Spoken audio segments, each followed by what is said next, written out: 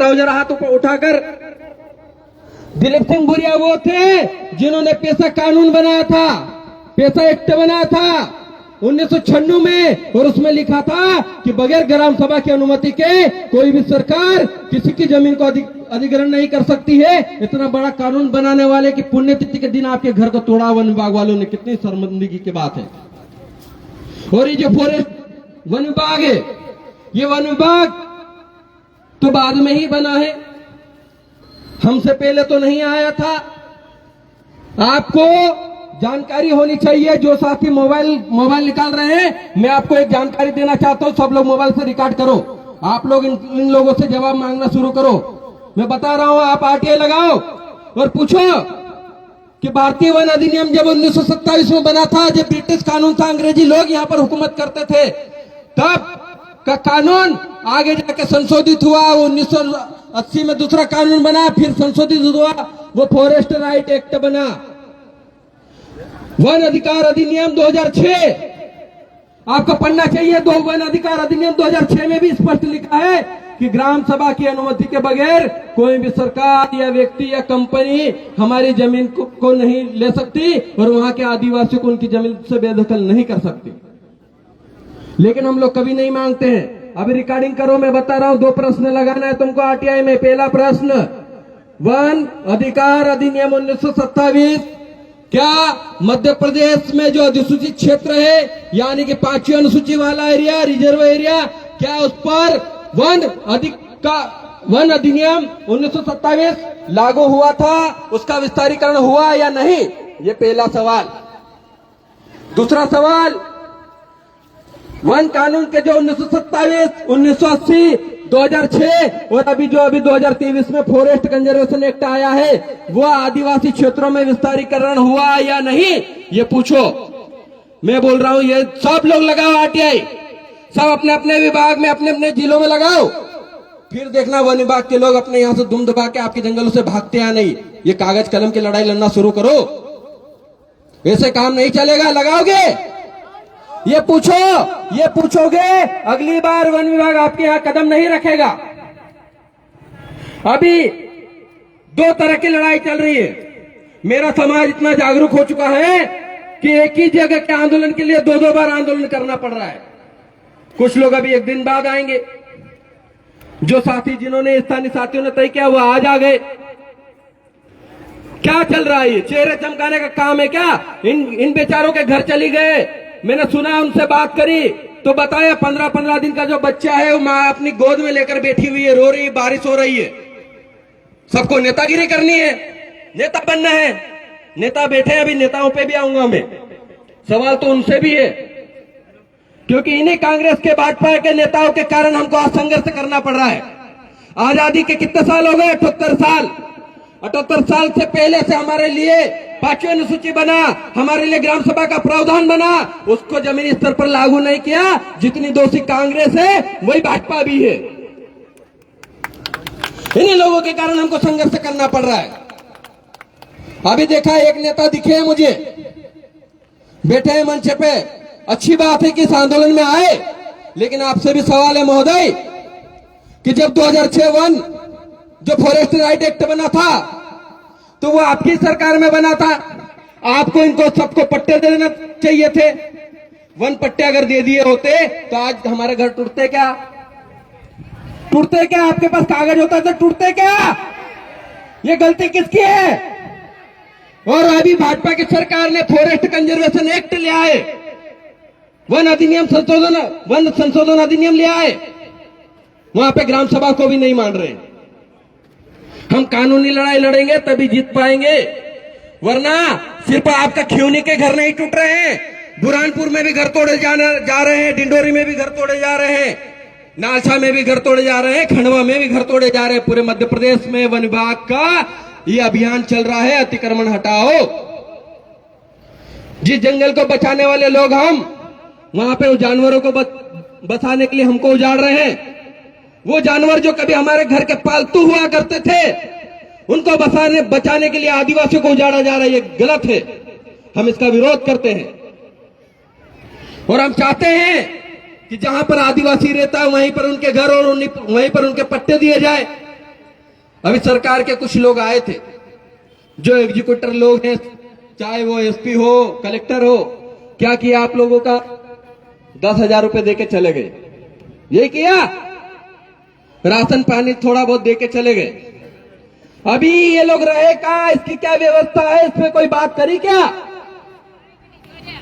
आपके लिए tin shed की व्यवस्था करी क्या? आपके घर में जो राशन था, आपके घर में जो पालतू जानवर थे, गाय भैंस, उसको वहीं पर छोड़ के आना पड़ा। कितना दुख का समय है। हमारे लोगों को नेतागिरी करनी है, नेतागिरी करनी, चेहरे चमकाने। सही लड़ाई लड़ो। मैंने कहा कि मध्य प्रदेश में अलग अलग जगहों पर ये वन विभाग का अतिक्रमण की कार्रवाई चल रही है। इसकी जड़ भोपाल में है। भोपाल में आंदोलन करो, लेकिन नहीं, भोपाल में आंदोलन करेंगे तो नेता कैसे बनेंगे?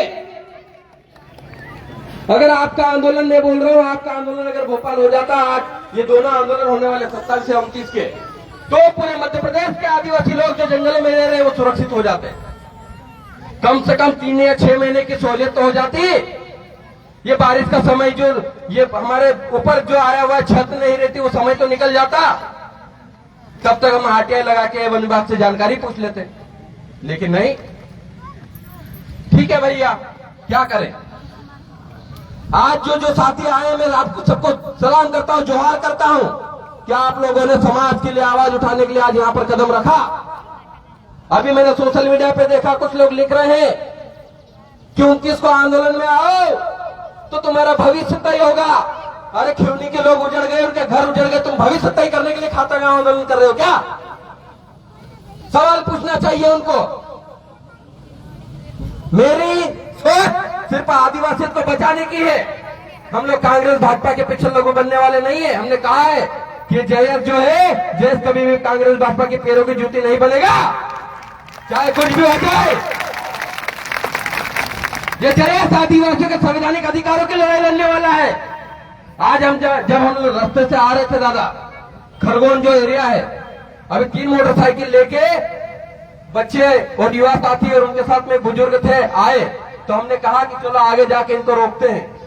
अभी खाते गांव से पहले रोका। मैंने पूछा कि यार आप लोग कहां से आ रहे हो? उन्होंने बोला हम लोग खरगोन से आ रहे हैं। तो मैंने कहा इंदौर से क्यों आए? तुम इंदौर से बड़वा से आ जाते। तो बोले दादा हमारा रास्ता देखा हुआ नहीं था, बीच में इतनी जगह बारिश हुई, भीगते भीगते कांपते कांपते आ रहे थे। मैंने पूछा कौन कौन आए हो? तो क्या कहा पता उन्होंने? वो पिताजी जो थे उनके बोले मैं 2 बेटों के साथ आया हूं, 3 लोग एक ही परिवार के, आपके दुख दर्द के लिए आए हैं। उनका और आपका कोई रिश्ता नहीं है। आपको नहीं जानते वो खिवनी के लोग कौन, उनको नहीं मालूम। बस उन्होंने सोशल मीडिया पे देखा कि मेरे परिवार के जो लोग हैं वो बारिश में उनके घर तोड़ दिए गए हैं, इसका दर्द लेकर आज यहां पर पहुंचे। तो ये जयेश की विचारधारा ने करके दिखाया है, ये जयेश के लोगों ने करके दिखाया है। ये हम सबकी मेहनत है और इस मेहनत को किसी आर्टी पार्टी के ऊपर मत चढ़ने देना। अच्छी बात है कि कुछ कांग्रेस के लोग आएंगे और हमारे बीच में बैठे हैं, लेकिन क्या कांग्रेस में इतने ही नेता है? क्या इतना ही नेता है क्या? अगर आदिवासियों की लड़ाई लड़नी है तो सबके सब जाओ। तो आपको कहां भेज रखा हमने? हमने जनप्रतिनिधि बना के आपको विधानसभा में लड़ने के लिए भेज रहा हूं। आप तो मुंह नहीं खुलता, क्योंकि वहां तो आपकी फोटो नहीं छपेगी ना। फोटो कहां छपेगी? जब आप ऐसे बैठेंगे तब फोटो छपेगी, फोटो खिंचवा के चले जाएंगे, कुछ नहीं होना जाना। आपको सही लड़ाई लड़नी है तो मैंने 2 प्रश्न बताए, आरटीआई के माध्यम से लगाओ। और जो बीजेपी के नेता है वो भी हमारे समाज के हैं, आदिवासी है, विधायक सांसद आदिवासी तो है ना। आदिवासी सर्टिफिकेट की वजह से सांसद विधायक बने हैं ना, लेकिन उनका देखो मुंह नहीं खुल रहा है, चुपचाप बैठे हैं, चुपचाप बैठे हैं, उनका मुंह नहीं खुल रहा है।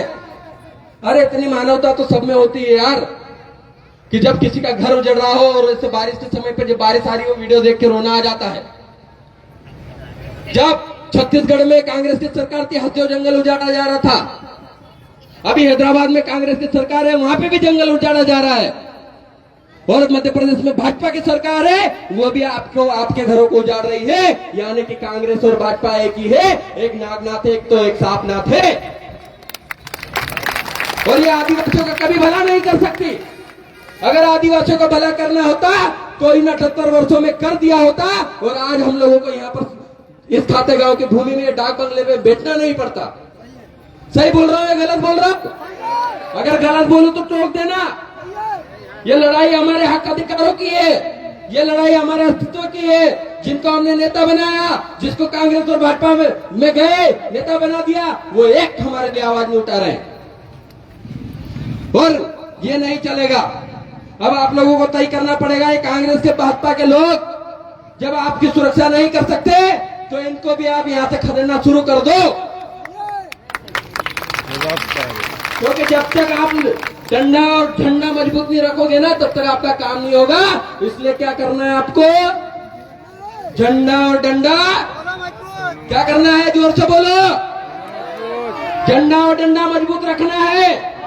और इस बार बताओ कि कांग्रेस भाजपा की नहीं, जो जहां का है वहां के व्यक्ति की चलेगी, उन लोगों की चलेगी, उस जनता की चलेगी। नेता जनता चुनकर बनाएगी, तुम्हारे दिल्ली और भाजपा के नेता नहीं बनाएंगे। ये बताओ तुम लोग। मेरा विरोध करते हैं कांग्रेस भाजपा के लोग, खतरनाक। अभी और विरोध करेंगे। डरता नहीं मैं किसी से। ये कांग्रेस भाजपा वालों से कभी नहीं डरता मैं, क्योंकि इनकी नाक में दम कर दिया हमने कहा। मैंने अभी ये सुना दिया ना, नेता बैठे, मैंने बताया ना 2006 का कानून किनके सरकार में बना था, बता दिया। और मुझे तो याद है कि आप जनजाति मंत्री थे भूरिया जी। आपको पता होना चाहिए कि संविधान के अनुच्छेद 338 के सब पैरा 9 में लिखा है कि जब भी लोकसभा या विधानसभा में किसी राज्य में नया कानून बनेगा तो सबसे पहले वह राष्ट्रीय अनुसूचित जनजाति आयोग में सिफारिश के लिए जाएगा और वहां ये पूछा जाएगा कि ये जो कानून बना है वह आदिवासी क्षेत्रों में कोई प्रभाव तो नहीं डालेगा, आदिवासियों की रीति रिवाज रूढ़ी प्रथा में कोई विघ्न तो नहीं डालेगा। अगर आदिवासियों के 13-3 की जो रूढ़ी प्रथा है, उस रूढ़ी प्रथा को अगर वो नुकसान पहुंचाता है तो उस क्षेत्र में जो अनुसूचित क्षेत्र है, जो अनुसूचित क्षेत्र है, जो 5वीं अनुसूची का क्षेत्र है, वहां पर वो कानून शून्य हो जाएगा। ये लिखा हुआ है। अरे भूरिया जी से माइक लेकर पूछ लो आपकी अनुच्छेद मालूम है कि नहीं मालूम है, बस तभी पता चल जाएगा आपको, तभी पता चल जाएगा। हम साथियों सच में साथ दो, क्योंकि संघर्ष बहुत करना पड़ रहा है ना। मैं ज्यादा समय नहीं लूंगा, कम ही समय लूंगा, लेकिन मेरी शिकायत दोनों ही पार्टी के नेताओं से है, दोनों पार्टियों से है, क्योंकि इन्होंने आदिवासियों को नुकसान पहुंचाया। इन्होंने 78 वर्षों में आदिवासियों का भला नहीं किया। इसलिए आप लोगों को तय करना पड़ेगा कि या तो आदिवासी चले या तो कांग्रेस भाजपा चले। आप तय कर लो कैसे जीना है, कैसे रहना है, ये हम आप सबको मिलकर तय करना पड़ेगा। बस इतना ही कहूंगा। आप सभी को बहुत बहुत धन्यवाद। जोहार, जय आदिवासी। हेलो, एक नारा लगाएंगे। जय जोहार का नारा है, जय जोहार का नारा है। हम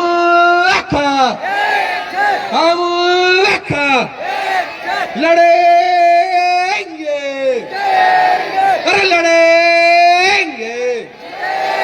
एक आखिरी डायलॉग बोल के जा रहा हूं, उस जवानी में आग लगा देना है ना।